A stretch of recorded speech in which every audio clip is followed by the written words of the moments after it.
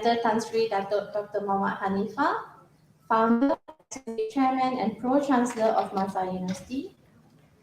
Datuk Dr. Anita Hanifah, CEO, MAHSA Specialist Hospital, Board of Director of MAHSA Group. Associate Professor Dr. Veronica, Dean, Faculty of Health Sciences. Professor Rosna binti Zain, Dean, Faculty of Dentistry. Professor Zahra, International Director. Deans, Directors, lovely ladies of MAHSA University, and everyone else present here today. Welcome to our International Women's Day Forum on Embrace Equity. Before we start, please raise for the national anthem and MAHSA University song.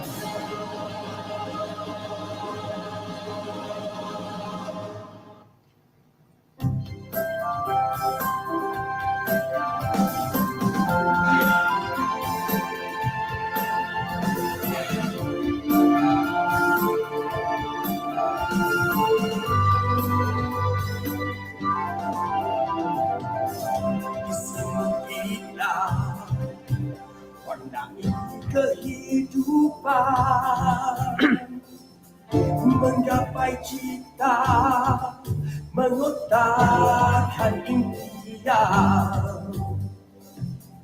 Kita sang juara, meneraju cemerlang. Merintis laluan gemilang, aspirasi negara dijulang.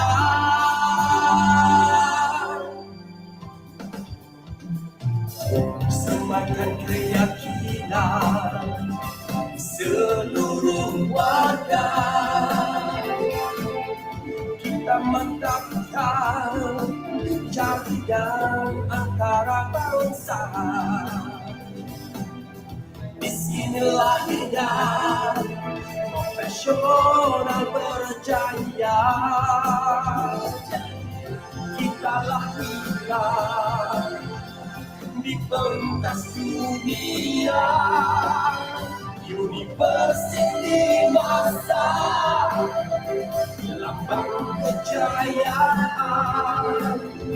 Universiti MAHSA, satu kemegahan.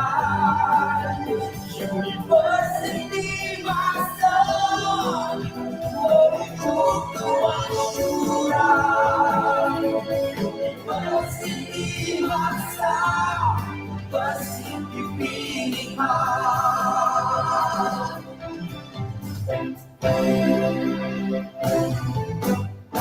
Berdaya saing, berinovasi, berdedikasi, berintegriti, melahirkan usaha berkualiti. MAHSA jadikan satu realiti.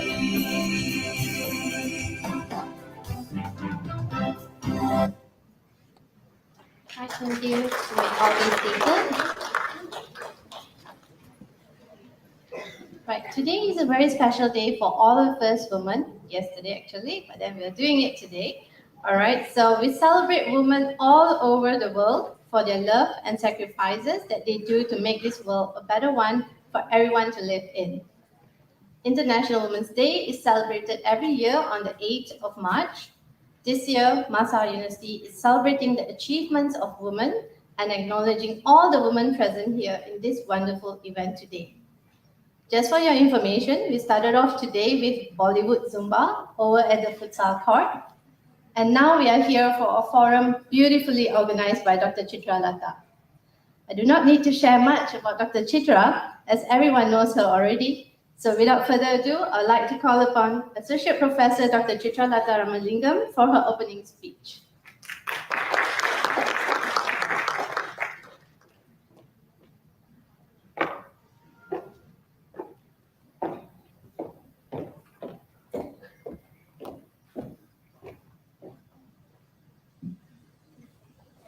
Good morning, and thank you for being here. Dear respected Chief Guest, Datin Sri Kavita Sarvanan, YB Senator Prof. Tan Sri Dato Dr.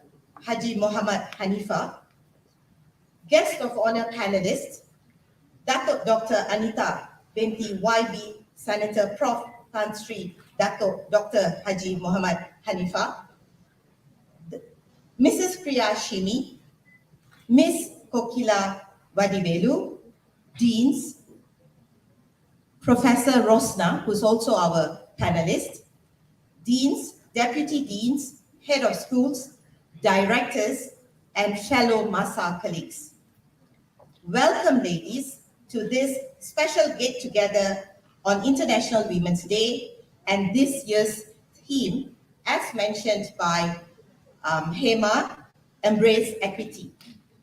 I'd like to start today with a quote from one of my favorite leaders, women leaders. This is former First Lady, Michelle Obama, who is a lawyer, similar to my legal profession, and a writer. She said that no country can ever truly flourish if it stifles the potential of its women and deprives itself of the contributions of half of its citizens. International Women's Day is held annually on 8th March, that was yesterday. The objective is to celebrate women's achievements, raise awareness about discrimination, take action to drive gender parity. I am humbly standing here before all of you to welcome all you beautiful personalities and share our appreciation for our women employees at MAHSA Group on this celebration of International Women's Day. On behalf of the entire management and all present, I would like to extend my gratitude to all ladies present. Let us please remember we are all incredible in our own unique ways. Being in the academia and also passionately into research, I couldn't help but to take this element of research to share with you. Harvard University conducted a study on what kind of leadership is required in time of crisis. And it revealed that characteristics and values such as collaboration, networking, relational skills, listening, caring, and empathy are traditionally associated with women and considered to be their strengths. IWD, International Women's Day, is a day to remember all women who went before us and those that went ahead of us to help forge a world of equity and recognition of women in equality, diversity, and inclusivity. Without that drive for women's rights to participate in all spheres, we would not have the opportunity here today to be celebrating International Women's Day. Doing the work we do and striving to make the change, they are the best blend of teaching and learning. We also welcome today the esteemed panelists who are leaders in their respective fields and more. They have walked the talk and here to share and partake in crucial conversations on embracing equity.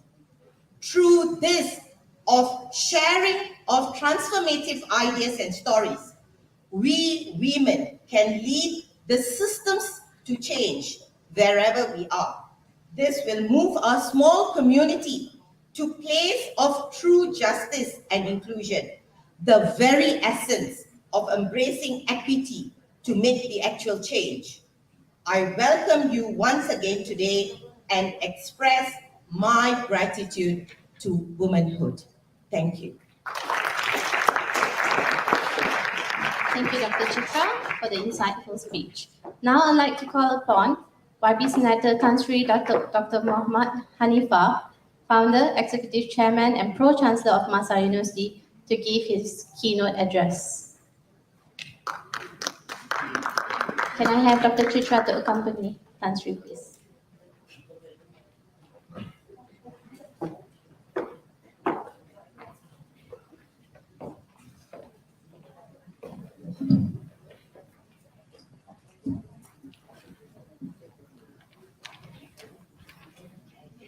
Good morning. Dr. Sri Kavita, Chief Guest for the day, the organizing chairperson, Dr. Geeta, the charming and beautiful Mrs.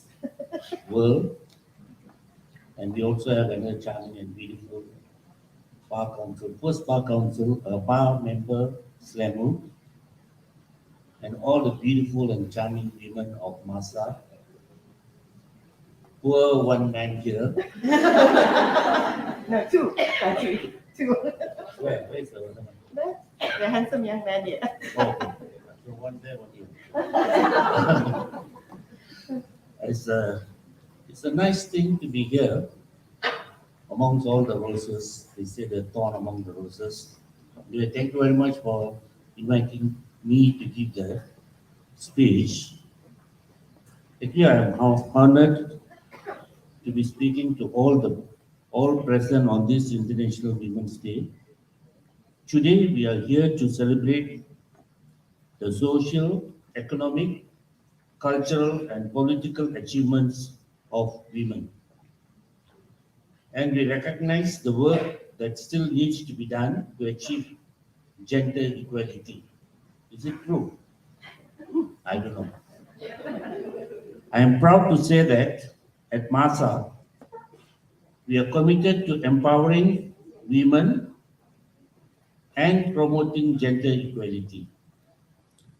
Education is key to achieving this, and we strive to provide women with the tools they need to succeed in their chosen fields. Ladies and gentlemen, as I stand before you on this International Women's Day, I would like to take a moment to acknowledge the incredible women that always remains behind the scenes, who have supported me throughout my life and my career. Who else it can be? My wife has been the pillar of support, providing me the encouragement, love, and understanding that I have needed to achieve my goals. She has been with me every step of the way, offering her insights and wisdom as I have navigated through life and its challenges. She is a doctor by profession. Until today, she runs her own GP practice. It is important to recognize that women are often the primary caregivers for their children and play a significant role in shaping the future generations. By empowering women and providing them with the resources and support they need, we can create a better world for everyone. And I can boldly say that my wife is an instrument in shaping my family.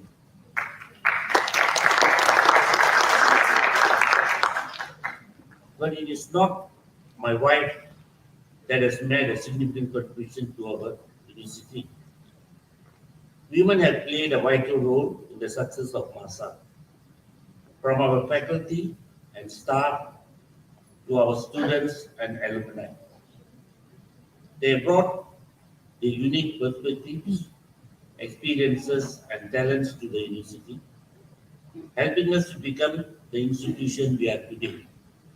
It's important to recognize and appreciate the contributions that women make every day, both in our personal lives and in our workplace.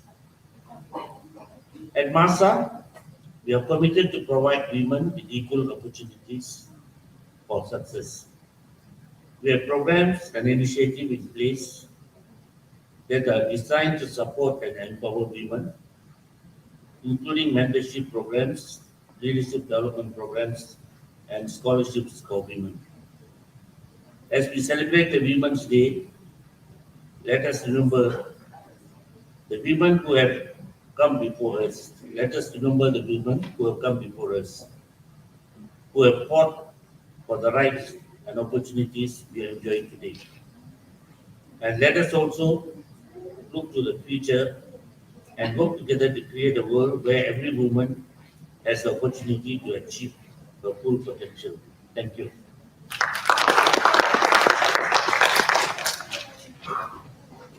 Thank you, Tan Sri, for being here with us today. It means a lot to all of us women as we get to see you in person and hear what you have to say to all these beautiful ladies here. Now we will be playing a video presentation especially dedicated to all of you here today.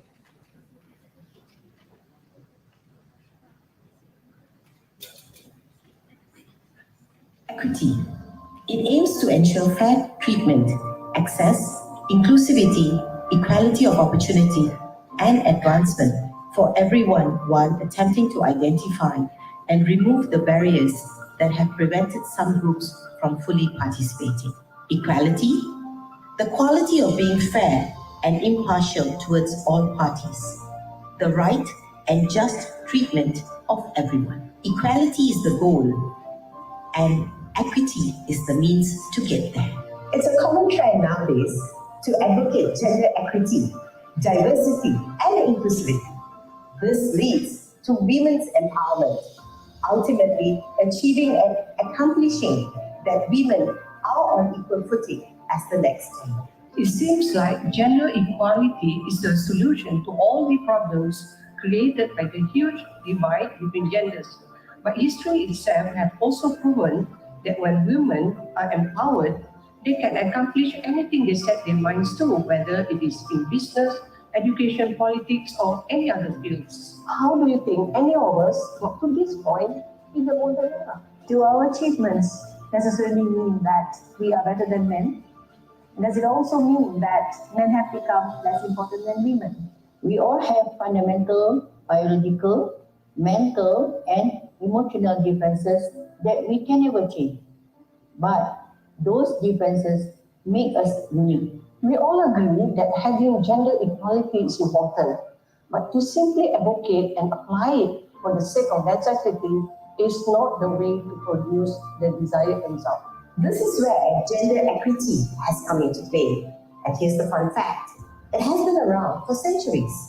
International Women's Day has been celebrated since 1911 for the achievements and strengths of women worldwide. Gender equity, in summary, means that both women and men deserve to be empowered in their respective roles and needs without bias or reservation, and receive equal treatment or treatment that is different but is still considered equivalent in terms of rights, benefits, obligations, and opportunities. Whenever we have issues or a challenge ahead of us, we shouldn't focus on what one gender can do better than the other. Instead, we should focus on how both genders can come together and create something truly amazing. So while we are not equal in every aspect of life, in terms of our abilities, talents, and contributions to the greater collective, we are all equal. Therefore, we must work together towards a world where gender does not preclude anyone from achieving their full potential, because we can truly progress as a society through mutual respect and understanding. We all believe that this is the cause worth fighting for. We choose to embrace equity.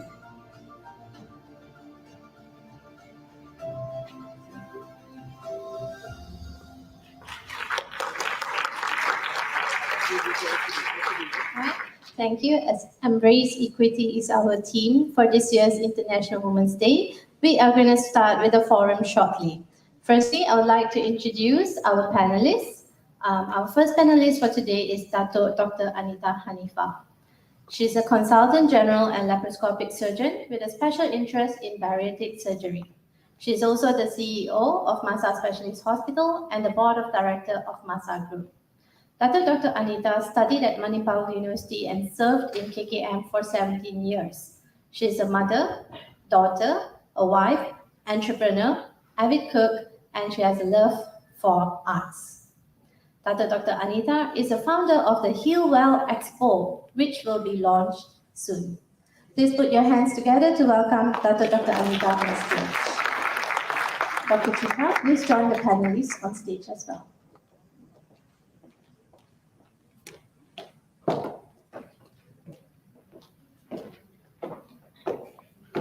I'd like to introduce to you our second panelist for today. Professor Rosna Binti Zain is the Dean and Professor of the Faculty of Dentistry and Senior Director of Industry Placements and Employment Committee at MAHSA University. She received her honorary professorship from University of Malaya, where she worked more than 35 years with more than 15 years as an administrator, including as Dean at the Faculty of Dentistry there. Her role in these positions involved managing the curriculum and its development and managing the Dental Services Center. She is also the founding director and advisor for the Oral Cancer Research and Coordinating Center at the University of Malaya. Please put your hands together to welcome Professor Rosna Binti Zain on stage.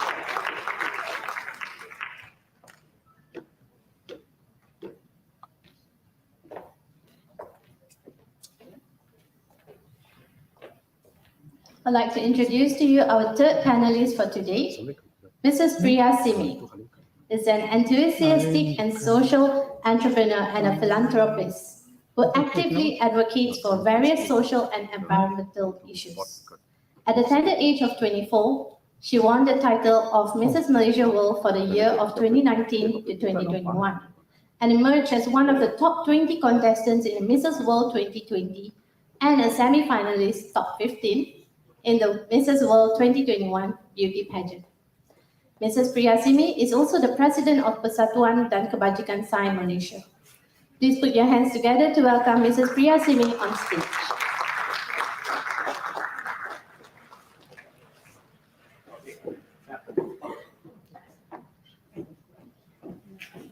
I'd like to introduce to you our fourth panelist for today, Ms. Kokilawani Vadivelu. Is Selangor Bar first female chair for the years of 2021 to 2022 and 2022 to 2023.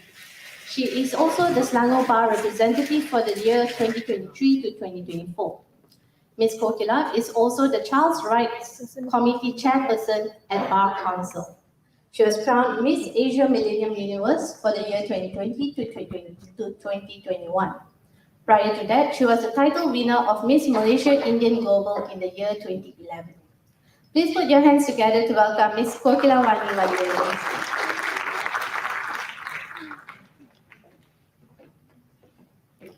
Before we start the forum, we'd like to invite Datin Sri Kavita Saravanan, YB Senator Tan Sri Dato Dr. Muhammad Hanifa, to join us on stage to cut the cake, followed by a group photography session.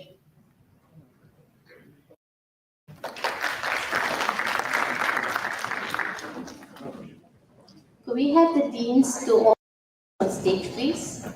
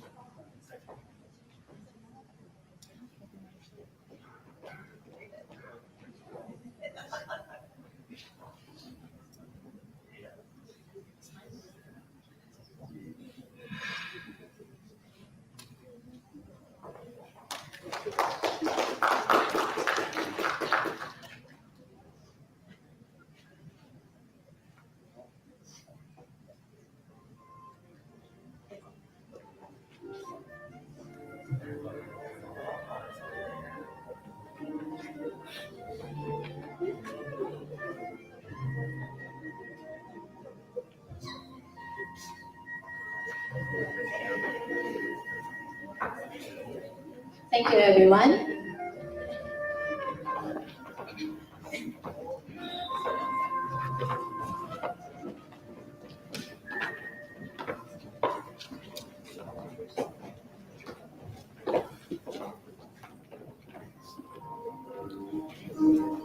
Now we will start with the forum. The forum will be moderated by Dr. Chuchalata. Any questions can be asked during the Q&A session later. Dr. Chitra, the floor is yours. Thank you. Today is Embracing Equity, and perhaps what would be very important is to understand what embracing equity is all about. A lot of people get it confused with equality. Equity is actually the means to an end. Equality is the goal. And we need to also remember that apart from equality, we need to also consider diversity and inclusivity in that common goal. So today, I'd like to start with my far right panelist, Dr. Anita Hanifa, and I have a few questions to her to find out what makes her to be a very empowered leader and woman, and especially the CEO of one of our MAHSA groups. So, having been in a family of two boys, Dato, what do you think, or was there in the first place? Your dad is standing there, sitting there rather. What do you think that may have been, or if there was, a roadblock to female inequity? Was there?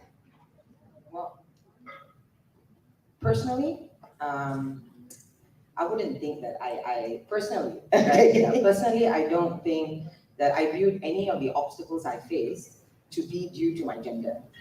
So probably whatever that I faced would be any gender, any culture, any background, they would have faced the same things, and they would have to overcome that obstacle. So on a personal note, maybe I do not have too much to go on it. But if you want to take into perspective in Malaysia generally, the biggest challenge would be probably systemic barriers in regards to childcare as well as childbirth. So, and I mean, just to sideline a personal experience would be in KKM. Let's say you're in the master's program, you're not actually given any maternity leave, right? So you've got no maternity leave. So if you wanted to take a maternity leave, it would be that you would have to drop a semester, But in all honesty, I do not think that was a problem. Many would have viewed it as a problem, but the reality is, a biological reality is that only we can carry the kid. No one else can do it, and we need to recover after that, and we need to bond with our kids. So these are all biological requirements. And if, let's say, that were to, of course, I do have my privileges, so things did work out very differently for me as opposed to how it would someone who's less educated or someone who comes from a poorer background. Yeah, but the idea is that you keep your goal in mind and just keep going for it, you know. Childbirth, in all that, it's bound to come along the way. You just need to get through it and just keep going at it, you know, that's it. And don't let that be an obstacle for you to reach your goal. But in our context here, generally, I think most policies are quite outdated, you know, and in regards to childbirth, there's not enough maternity leave. It's not easy for us to get affordable childcare. Or people you trust where you can leave your kids behind and come to work. It's not easy for mothers to concentrate at work when when the household is all crazy, you know, back home and you don't know what's happening. And very often in the workplace, you would be viewed differently, you know. So you'll be viewed as, is she as deserving for a career advancement as me? She wasn't around when she was pregnant, you know. She was heavy and she was moving very fast, you know. Or they would probably look as, oh, we're less committed. Yeah, but I think that sort of thought process is sort of, you know, it is changing, but I think it's probably among professionals it's easier to know everyone is accepting that. But among the non-professionals, I don't think that's, when I say professionals, I mean the occupation-wise, you know. But if you go for those who are, you know, getting minimum wage, those things, you know, they will end up losing their jobs probably, you know, or it will be a disadvantage for them at their workplace. Thank you, Dato. Very interesting. One of the statements that you made was, you know, if someone has gone for a maternity leave and you have another person taking over, and the person comes back, and there is this maybe a small grouse, how come that benefit is given? At the same time, I'm just wondering, when we talk about embracing equity is to ensure that we celebrate our differences, yet we have to be unified as, let's speak for our gender, women, to be supportive of one another. So would you feel, and this is very, very honest talk, and it may make some women feel uncomfortable, and I am unapologetic about this. Would you feel that women themselves are impeding their own progress, the inability to come together in a unified manner? Well, I can only talk in context of my own profession or my occupation. I think in regards to healthcare, they are a little bit more understanding, I think, in regards, because I think you understand what the woman's going through. Right. You know what I mean? The physiological changes, the challenges that you're going to face, childbirth, how long it takes you to recover. So there is the science behind it that people do understand, you know. So, and in regards to, I mean, I come from a very male-dominated profession. So I'm always surrounded by just men. That's the reality is that. But I can say that when you say in context of how women come together to support each other, I didn't really have very many women around me, you know what I mean? But having said that, I would say that the men were pretty supportive too. Yeah. You know, and they're all fathers. And they're all fathers who love their wives and they know what their wives went through to give birth to their children. So in that regards, I can honestly say that, you know, in KKM standards, with that workload that we had, the boys are pretty good. You know? Yeah. I don't know how else to phrase it, but they were pretty understanding. But having said that, there were no shortcuts that I took, no excuses that was made. I probably push myself harder when I'm pregnant, so that there's no bugger who gets to come and tell me that I didn't work hard enough. You know, so very often towards the end, they have to say, okay, I think you need to slow down, you know, like I think you need to calm down. You know, we get it, you know, you're tough, you know, we get it. So, but I think in my perspective, in my profession, I didn't really have very much problem. Right, thank you, Dato. The next question I have is, and you've been mentioning your profession. Yes. You know, and this is actually one of the most important profession, and we saw that especially during the pandemic. If it weren't for the medical and healthcare profession, you know, we would be in more of a trouble actually.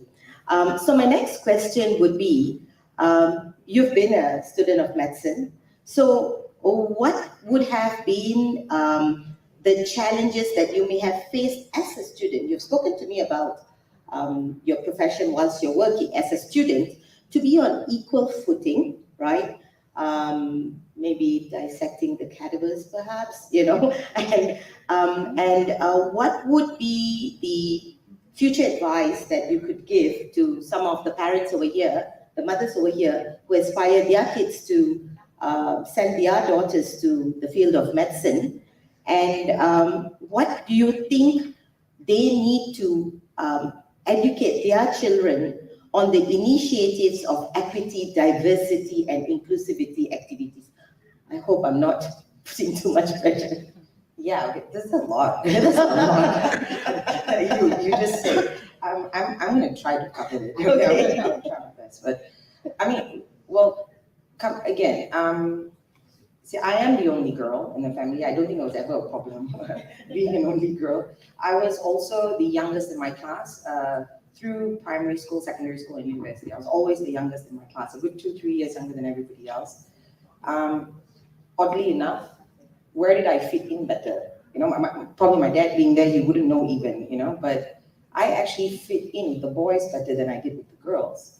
And I'll tell you why, is because when you're younger, the girls are already very much more advanced, in regards to their emotion, how they act. They're very advanced already compared to boys.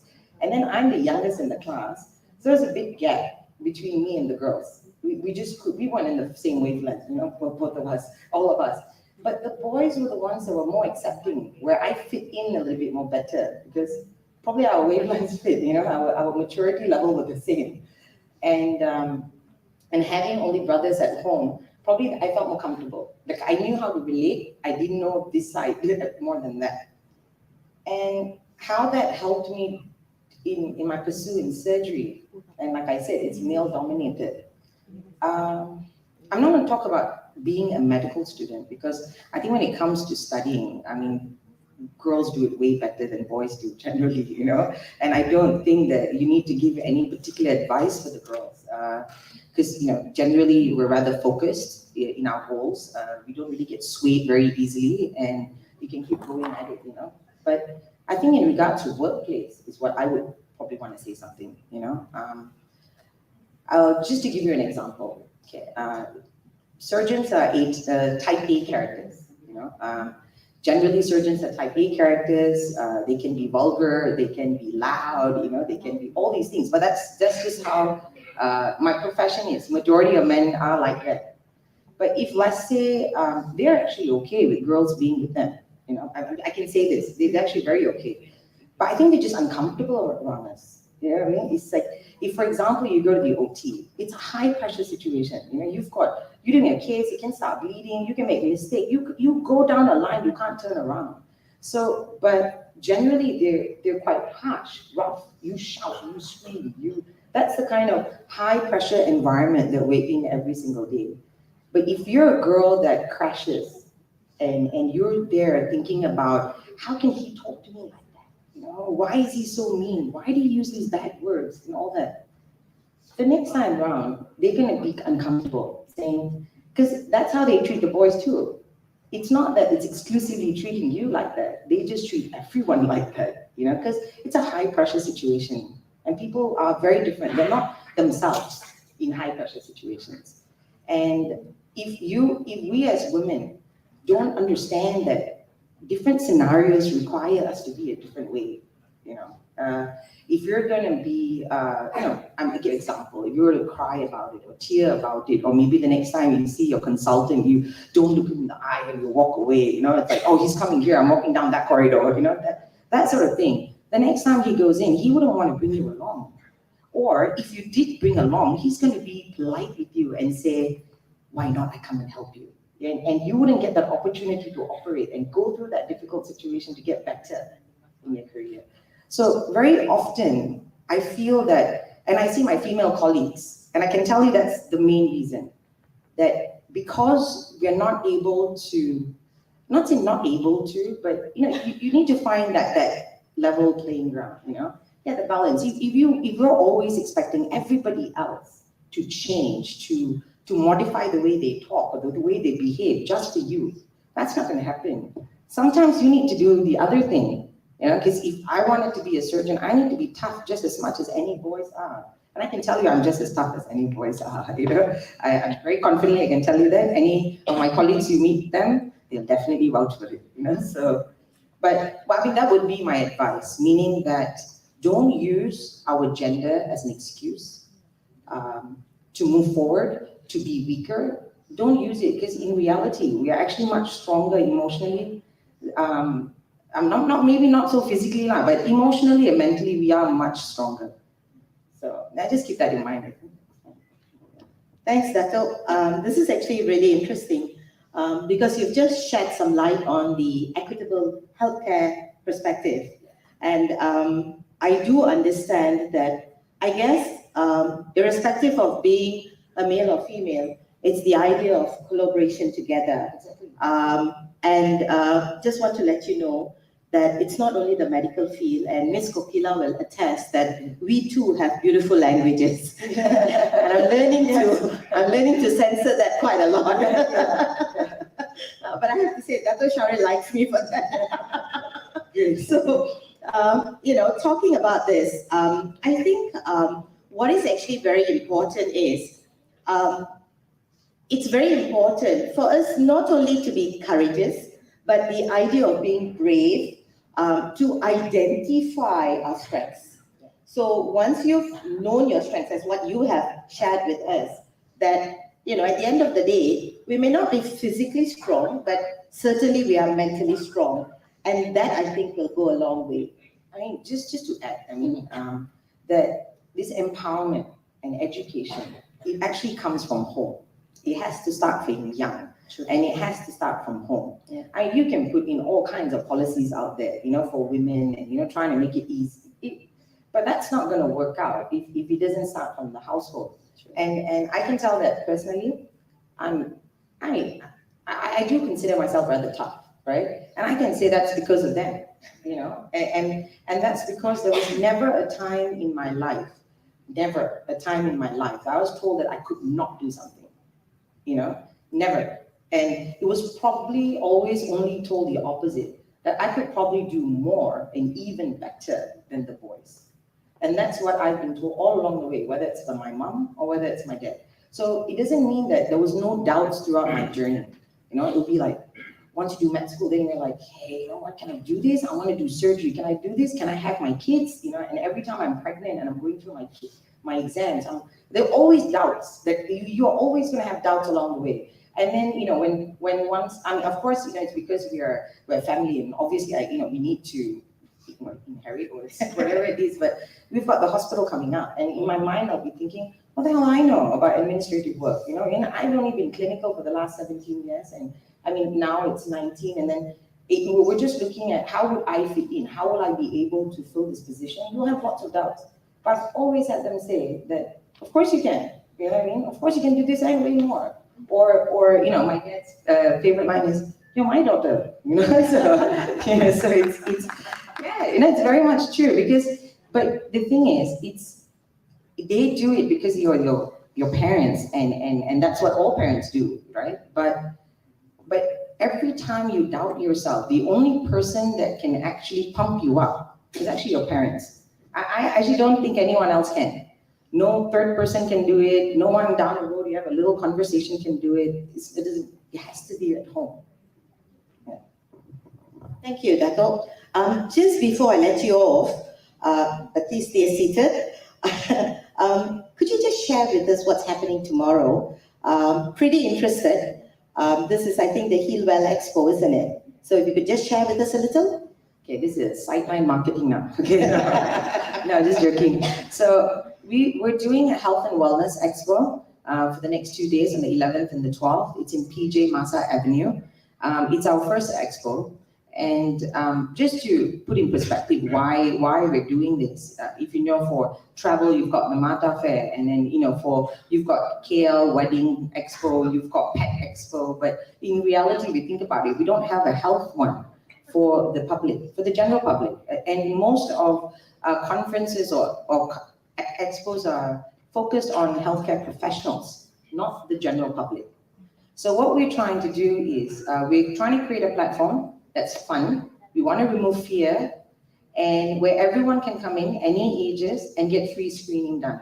So we have lots of fun games and activities. Other than that, we're not only focused on healthcare, we also focus on wellness and fitness. We've got MAHSA working with us, Hope Foundation's working with us, Red Crescent, as well as Lion's Eye. So you have free mammograms, free clinical breast examinations, free lung function tests, free ultrasound abdomen, free skin profiling, free physio consult, free dental consult. We're gonna have lots more free. I'm just trying to think, what else did I miss? Okay, there's gonna be a drug assist booth, for elderlies that come in, they're confused about their meds, they don't know how to use it, there'll be counseling for that, there'll be nutritional consults there'll be live cooking demos on stage, first aid at home on stage, lots more, lots of education, lots of fun stuff. Even for your kids, there's a lot of activities, in terms of dental care, in terms of even a little bit of anatomy, so that all kids also can have fun. So please do help us spread the word and please attend, and if you go and visit us on our website,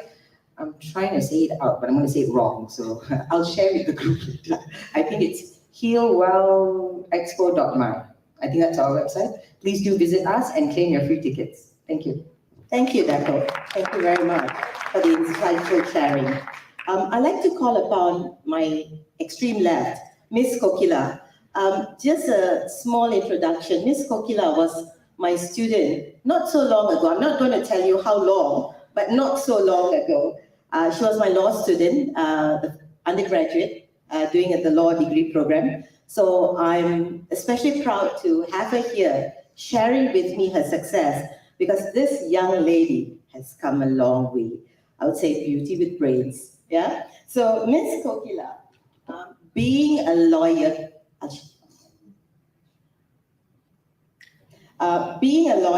right?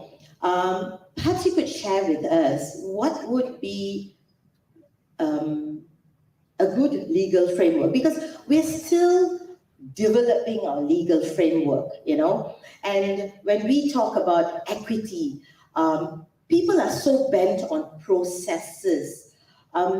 They are not looking at transformation. I mean, we all can satisfy processes, but transforming equity into equality, diversity, and inclusivity. How are we working in Malaysia with regards to the legal framework to perhaps enable gender equity and women empowerment? And unlike Indonesia, Indonesia has got anti-discriminatory laws. So how are we going to progress towards our neighboring country? Thanks. I'll share the mic. All right, so ladies and gentlemen, you all know why I'm here, so it's just my ex-lecturer, I've got to be here. So, all right, so I'm guessing all of you all had a great Zumba session, so you're all awake, right? Because you know why? I mean, it's kind of like lonely at the top. We talk and we talk. We're not sure whether, you get us. So, yes, I know questions are right at the end of the session, but if you do want to ask burning sensation questions like the Zumba session you had, please fire away. It gives us a little bit of break time as well to check our notes. All right, so back to the question.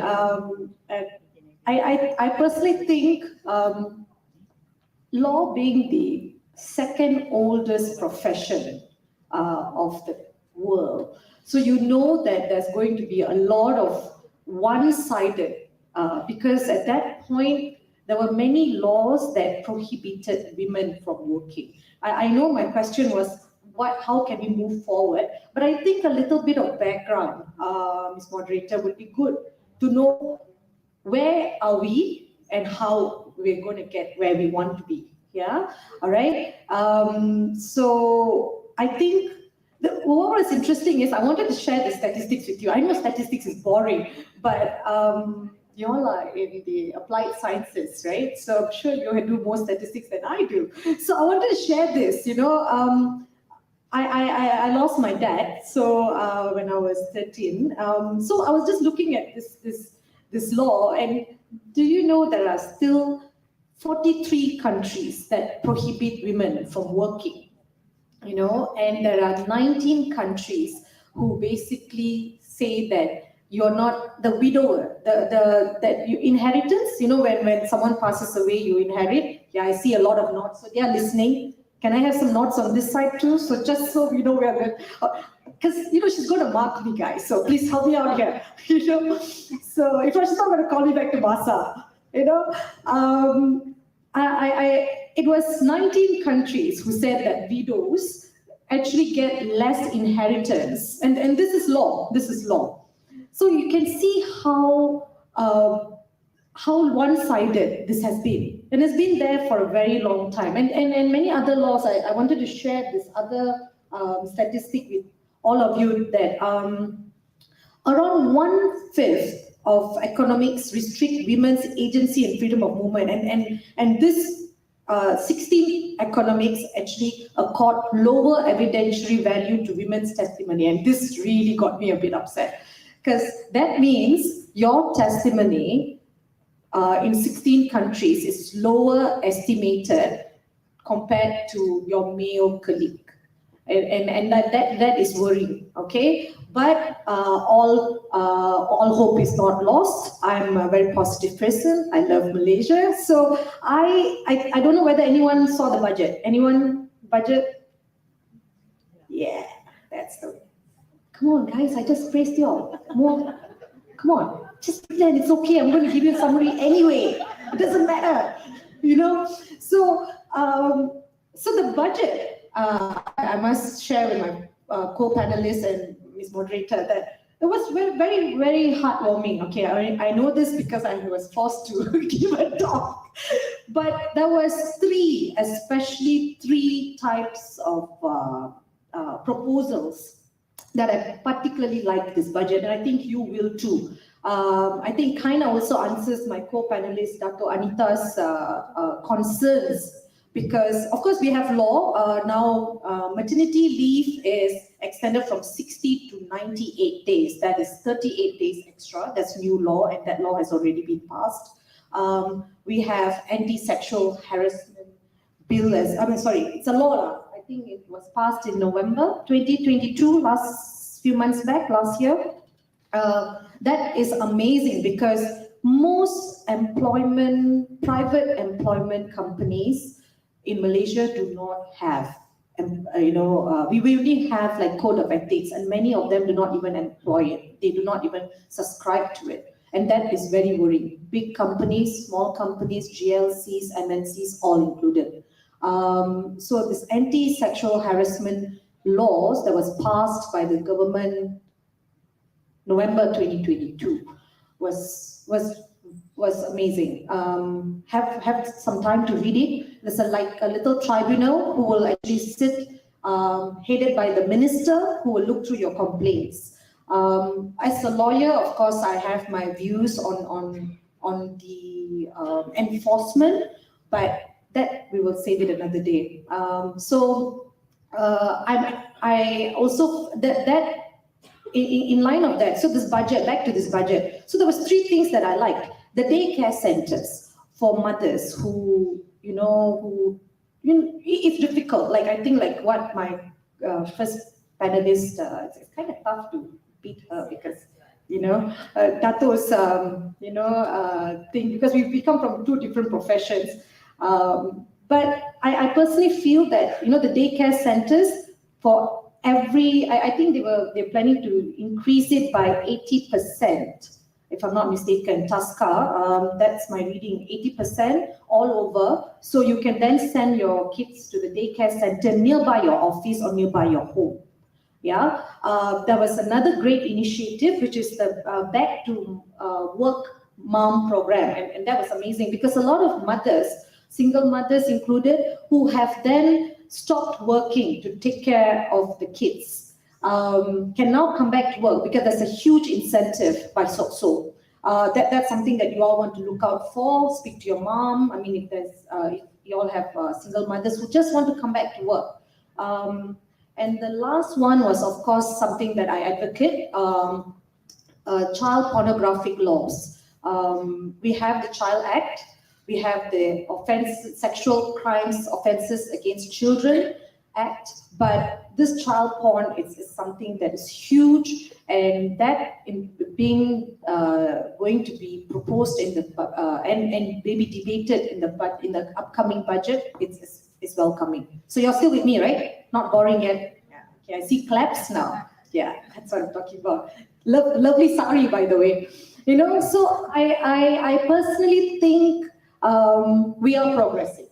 Definitely, comparatively, I think in the recent months, I think we have been progressing equally with our neighboring countries, and I think we can do better. I never expected the budget to be so women and children centric, and I think about 80% of the budget, if you all have seen it, is actually that. So are we progressing? Yes. But could we progress more? Yes. But what I think we need to take back is how other countries are. The statistics that I gave you comes from the World Bank's economic on women and children. Some of it, like I said, is concerning, but I think we do not have that sort of laws. But what I feel we should have laws prohibiting that. That means, we don't have laws against it. Yes, that's great. But then we also don't have laws to say we can do that, So that becomes worrying. I feel that we should progress more. I think we are in the right direction, Ms. Moderator. So whether the laws are going to be progressive, it can only be done upon it being applied, I feel. Yeah. Could I get a question? Oops. I'm sorry. No, I do have a burning question.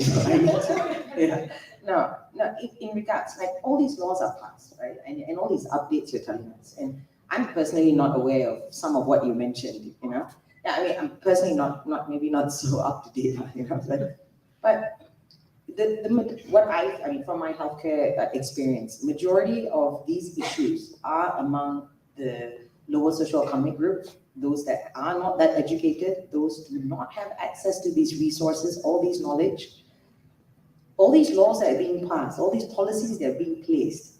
How is it actually reaching them? You know what I mean? We can have that. Everyone in this forum, yeah, okay, well and good. We hear it, we learn it, we accept it, but the reality is those who are stuck in that vicious cycle, who's stuck in that rut, how are we reaching them? How are we breaking them out of that? That was my question. Yeah, that's what I meant. Like the application seems to be a bit on the low. Yeah, like I personally, I think I mentioned it as a joke, but it's serious. Like I didn't look at the budget until I had to. Yeah, and probably it is my job to look at the budget. I mean, we want to know what's going to happen, right? So now I personally feel a lot more awareness program to this group, to this B40 group. It's so necessary. But then again, I do not want to dismiss it off, Dato, to say like, okay, this group may know, because I also saw a very low turnout of hands. Because I think we just don't read this kind of things, maybe this kind of things don't interest us as much, but it should.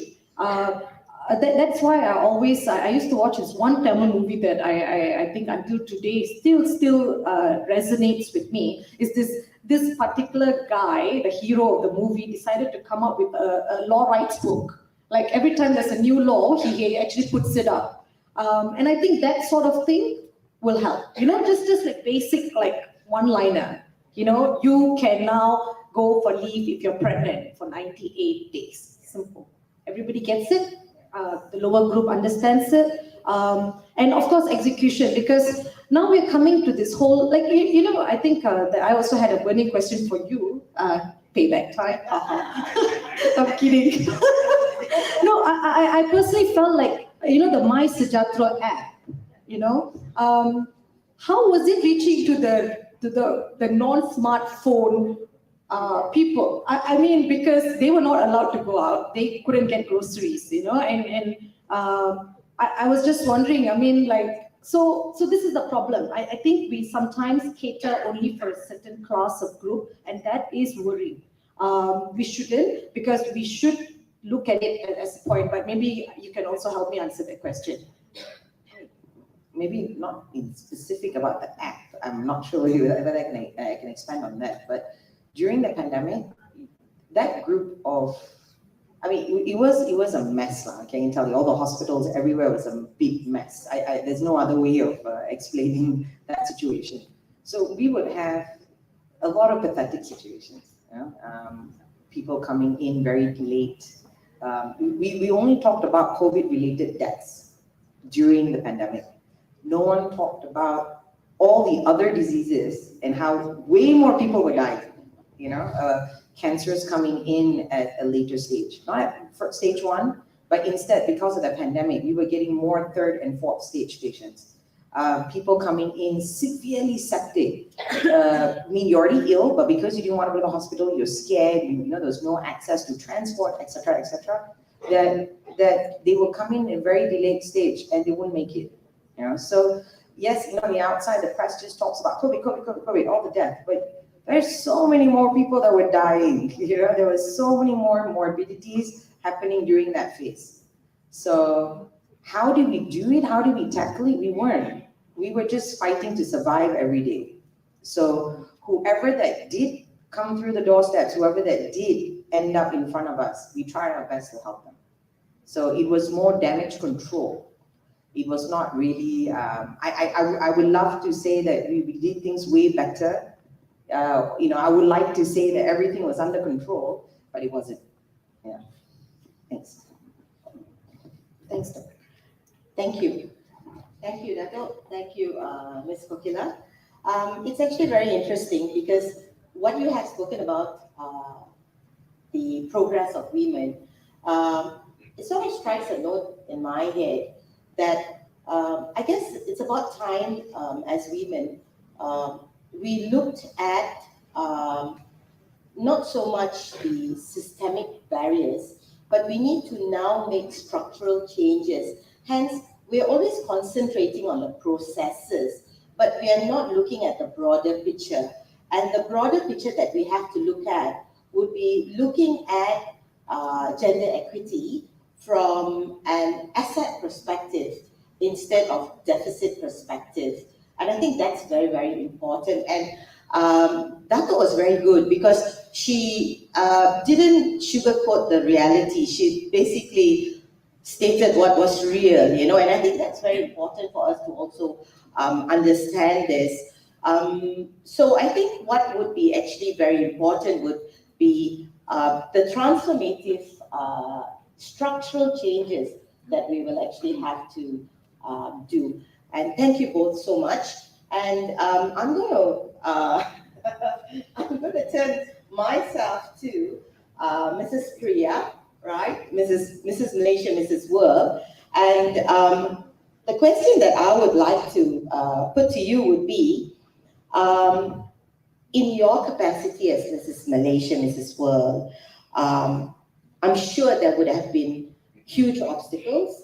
So please share with us how you have overcome the barriers of stereotyping of a beauty winner, and especially after doing a little bit of background check on you, I realized that you're an environmentalist as well, and what you're doing for the eco community from our gender perspective, because I understand that you are contributing to the eco-sustainability of a society. Thank you. Thank you so much for the question. I think it's long back when we realized that there was stereotypes about beauty queens, beauty pageants, and etc. But I guess now I'm really proud to say that it's long gone. Those were the days where people see the ugly side of beauty pageants. People think that it's all about physical attractiveness and also about age requirements, weight requirements, and etc. But I guess now it's so different. people look up to you and they understand. The pageant that I joined, Mrs. Malaysia World, they didn't have age requirement, height, weight, none of those. What they need is an empowered woman. They need someone who's beautiful inside out, someone who's kind, generous, and someone who can empower other women. So yes, that's why I'm here today. And talk about, when I won the pageant, of course, I also see, like what we discussed just now, about women supporting women. I think that was what I kind of like felt, that was the barrier, because I felt that the participants who were with me, they don't get so happy about you winning the pageant. It's in every competition. And then you realize that, oh my God, like women can put another woman down, right? So I felt that was something that I think about. But more than anything, I also felt that it is not important. It's always not important. But you also see women supporting women. Like, for example, today, Datin Sri Kavita, before I joined, she actually called me today. And she was like, you know what? You're going to do so well. So see, this is a positive thing that you see, women supporting another woman. I guess that's what I see in beauty pageant as well. But after winning the title, I realized that people look up to you. Globally, national, international media articles covered me. And more than me being a woman, or I did accounts, but they see Mrs. Malaysia World. They speak about Mrs. Malaysia World did this, she won and all of that. Then I realized that my voice is stronger now. It's louder now. I can empower more women now.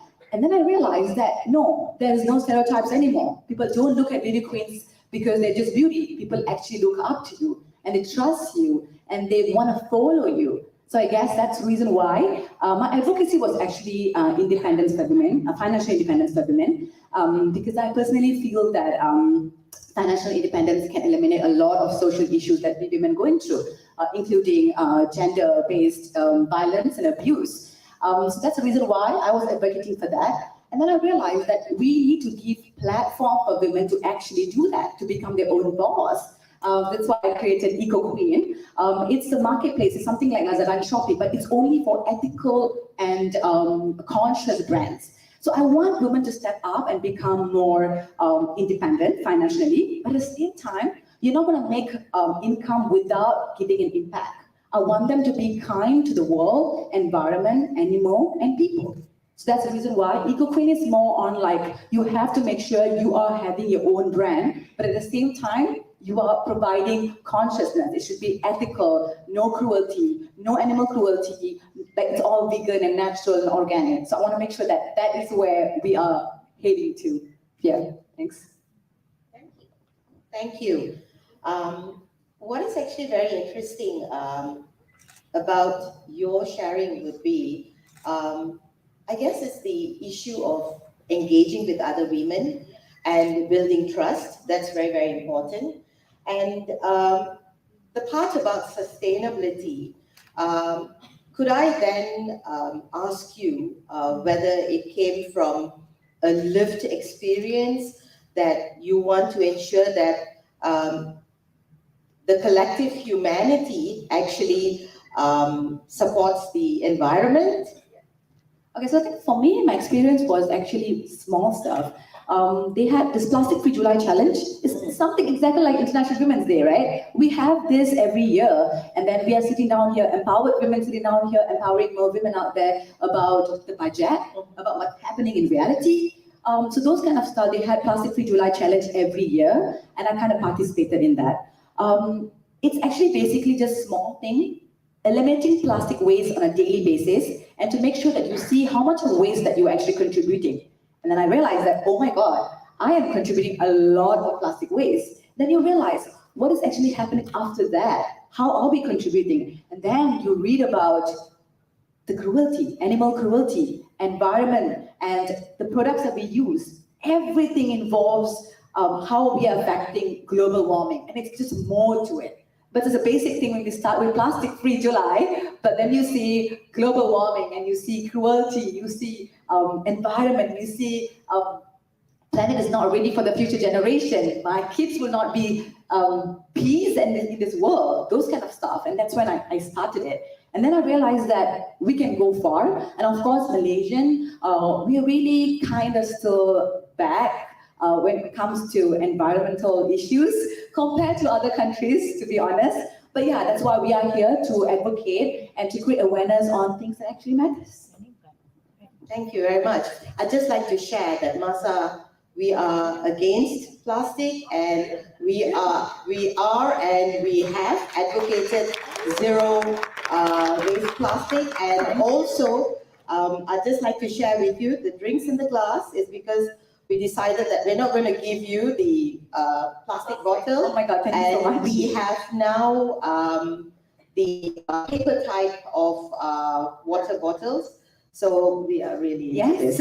Yes, good. And thank you, Tan Sri, for helming this idea. Thank you. It's important. Education is important. Thank you. Last but not least, I'm going to get Prof. Rosna to share with you her experiences.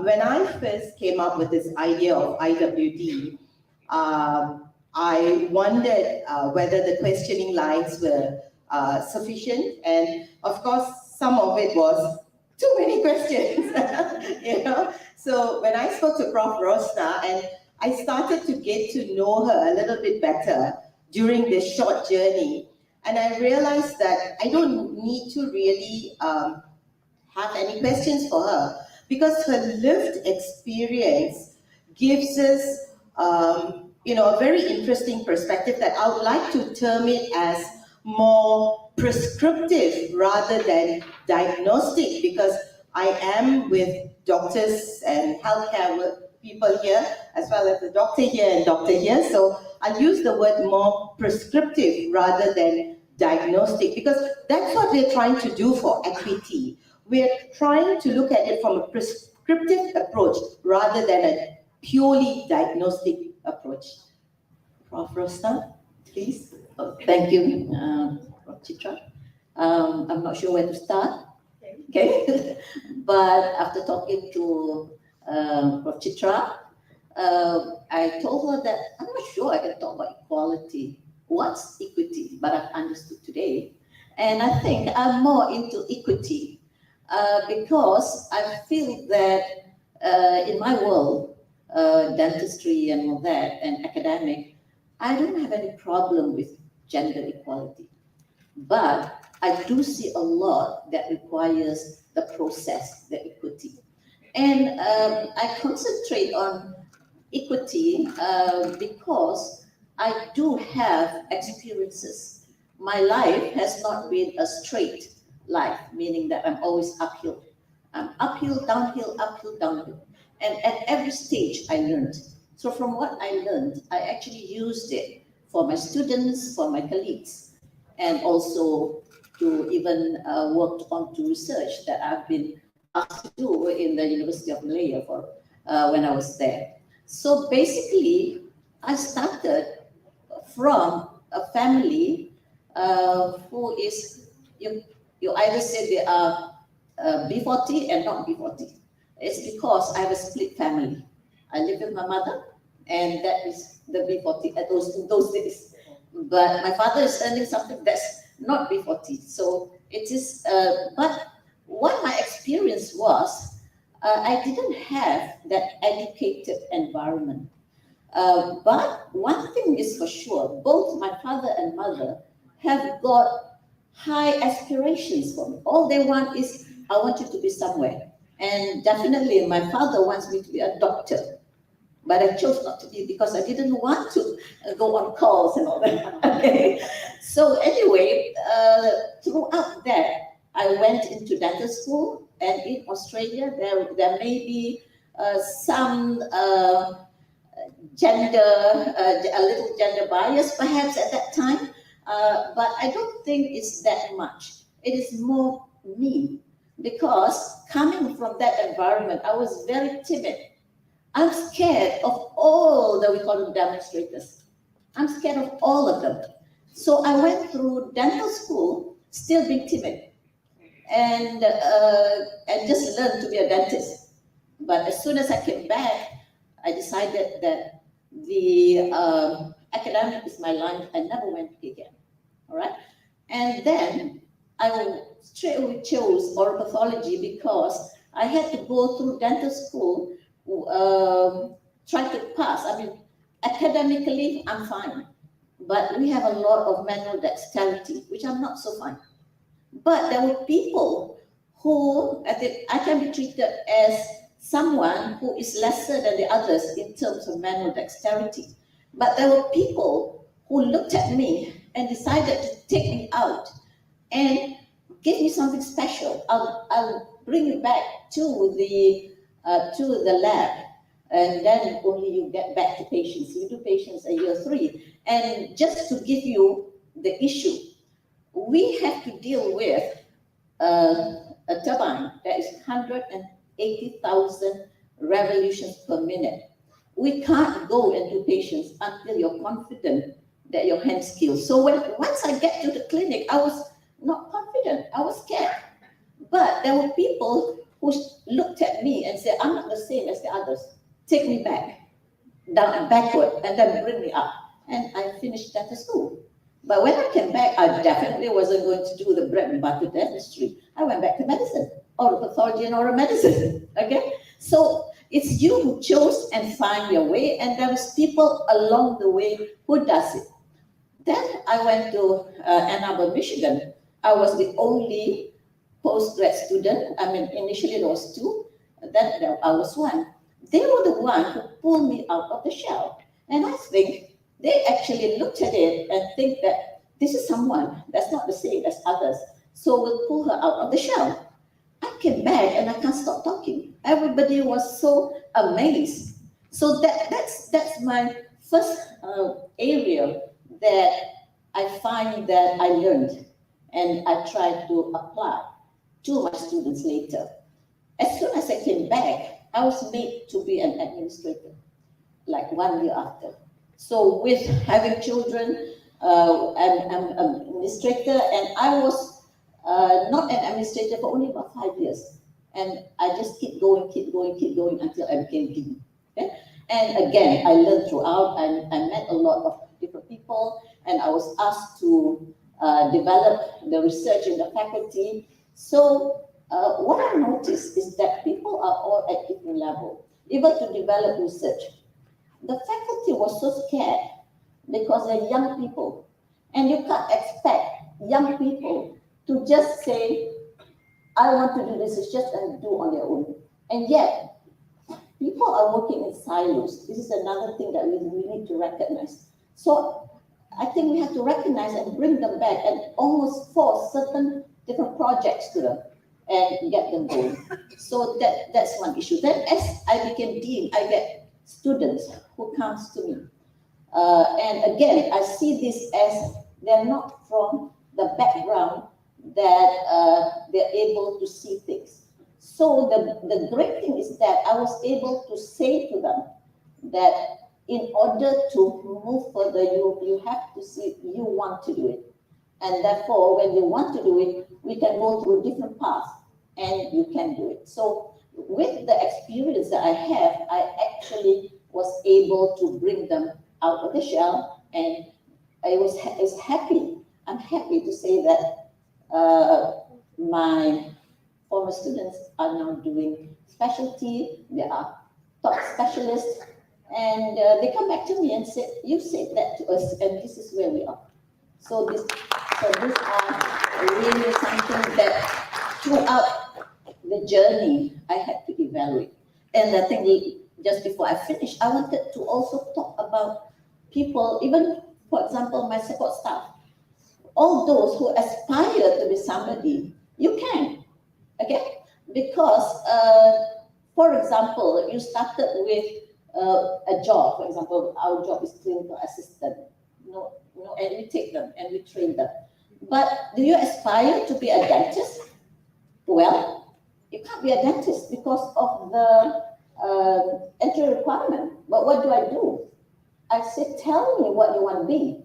I'll look at your result and we'll find ways to get there. For example, somebody who could not have, who already have, because you need Bs, okay? Who already have 2 Bs, you only need one subject. Therefore, we find you tuition and things like that while you're working. you can do this. So I think at every stage, if we keep thinking, so for me, equity is actually anyone, but they are at a different level, and I always believe that in academic, there are late bloomers, and we have to tackle for the late bloomers. Okay. Can I just add to that, please? I think that's when it's very clear about how equity comes in. When we say International Women's Day, of course, the hashtag and their team is embrace equity, right? Kudos to us that we actually came, we have reached equality at certain places. Like what Dr. Kokila, Ms. Kokila said, that some places, some countries, we're not even there yet. But certain places, yes, we are, and kudos to that. But why we're talking about equity here is to realize that everyone has different needs. You can give everyone equal resources, opportunities, but what they need is different. And when I saw a video of International Women's Day's team, there was an example of simple story that they said about teacher and students. A teacher can provide same resources, same textbooks to all the students and give an exam with same timing, same set of questions. It's equal for all the students.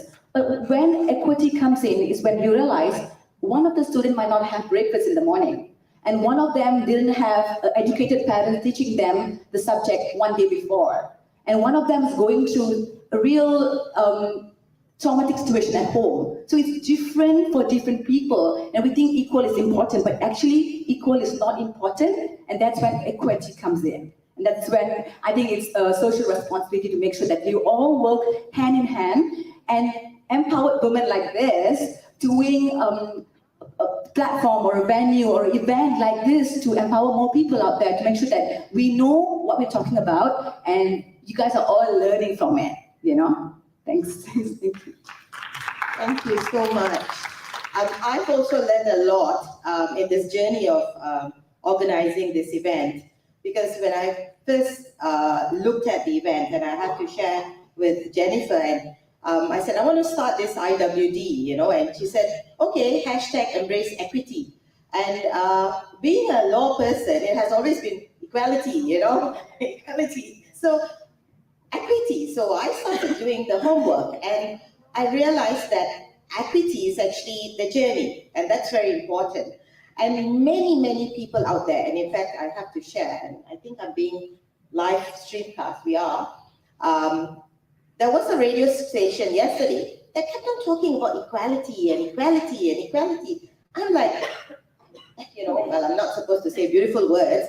And I'm saying, hey guys, it's equity, it's not equality, man. It's embrace equity. And that's very important. Because what is actually very important is, Prof. Rosna and many of the panelists over here, what is important for equity is, as I've mentioned, that it's actually the journey. But the secret sauce for equity is inclusivity.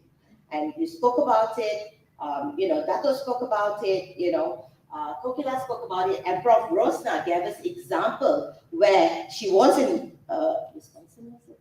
No, I was in Australian University of Queensland, and this is where there was the sense of inclusivity. When she didn't know something, they brought her back and they made her perfect. I use the word perfect, okay? And then exposed her to the practical aspect.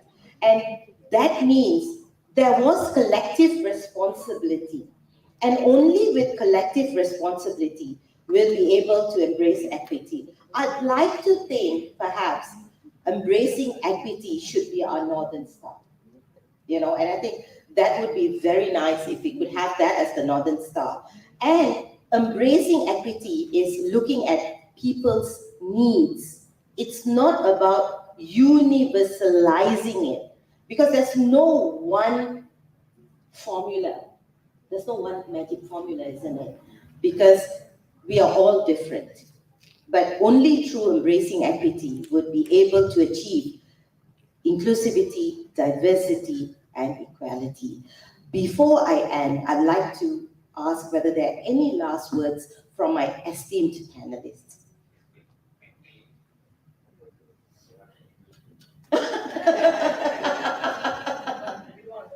Okay, all right. So I thank you all for being here. Just give us a few minutes. We're going to end. Hema will just do one announcement, and then we'll get it going for the end of the day. Okay. Just to ask on the ground, anybody has got any questions for the panelists before we lead them to their seats? Any questions at all? No? All right. Oh, okay. We have one. Yes.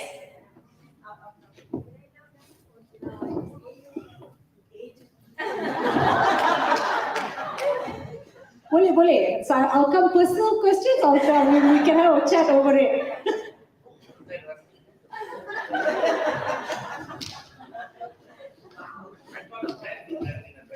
I was just going to say whoever asks questions get a goodie bag, but I'm not so sure now. That question is definitely a compliment. Yeah. Okay. We'll take it that way, okay? Positive. Boleh. Lepas ni kita bincang over sembang over coffee. Okay. That's all. Any other questions? No? All right. So I'd like to thank the panelists. Thank you all so much.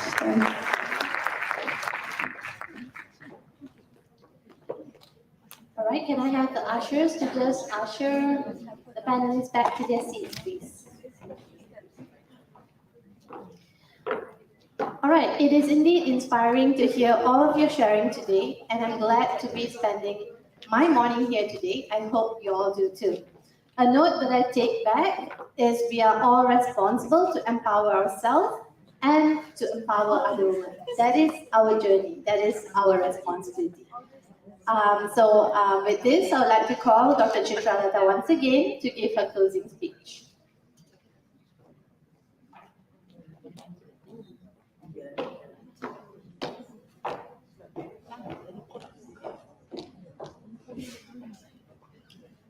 Firstly, thank you very much for being here.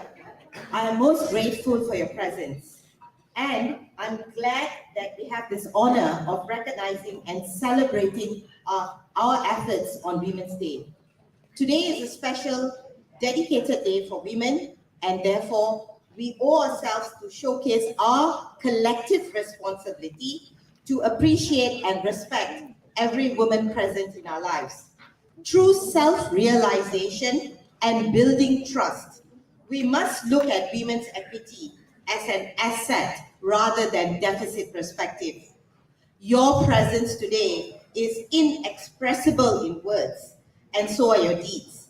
Each of you are the perfect, unique role you play in many lives. Without women, the world and our lives are incomplete.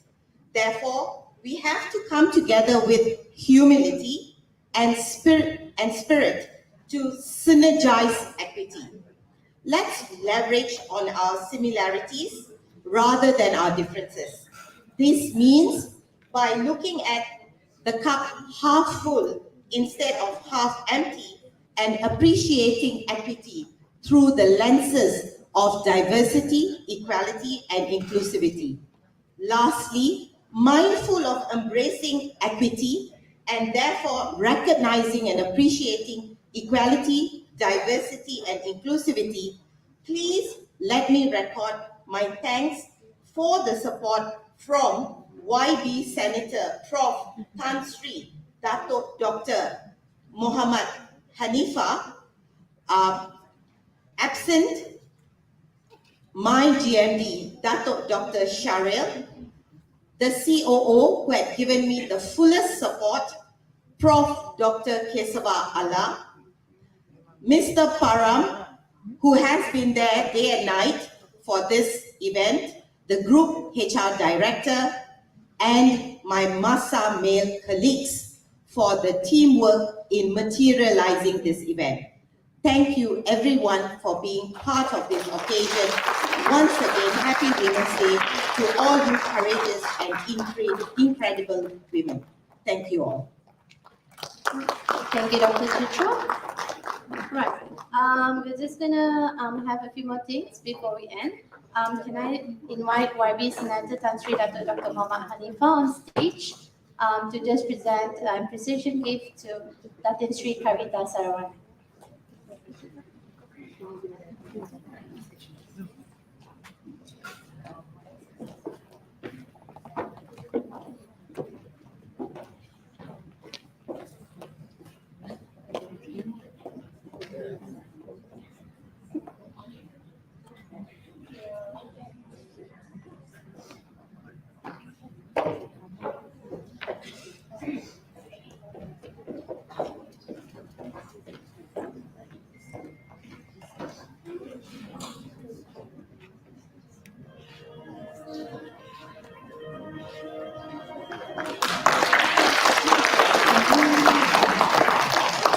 Thank you, Tan Sri. Thank you, Datin Sri Kavita.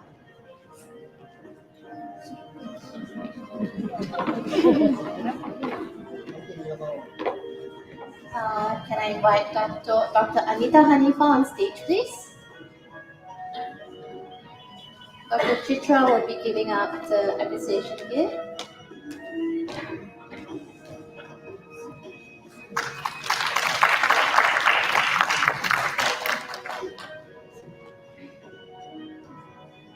Thank you. Thank you, Dr. Anita Hanifa. Can I have Ms. Kokirawani Badivelu on stage, please?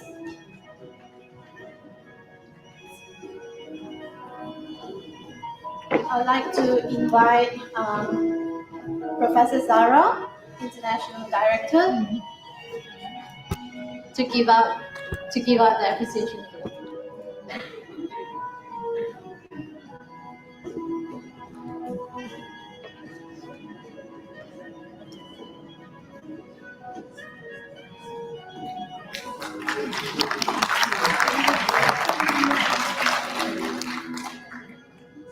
Thank you, Professor Zara. Thank you, Ms. Kokirawani. I'd like to invite Ms. Priya Singh on stage, please. And also Associate Professor Dr. Veronica to give out the appreciation gift.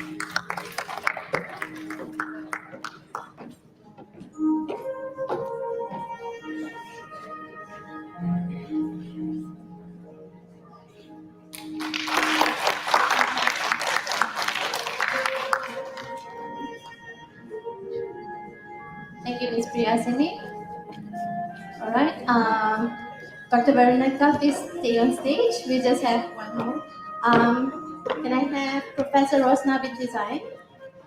Dr. Veronica will give out the appreciation.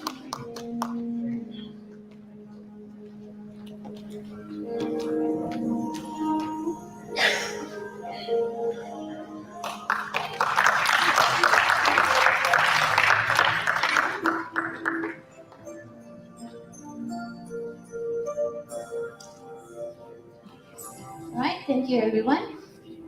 With that, we have come to the end of our event today. I'd like to thank Datin Kavita for her valuable time with us during this forum. We thank all the panelists for your sharing today. We thank you all for being here. And we hope that you had a great morning celebrating you. Women around the world, lunch will be served. Please remain seated as an usher will bring you to your table. All right, thank you and have a nice day. I am Hema, signing off for International Women's Day 2022. Thank you all.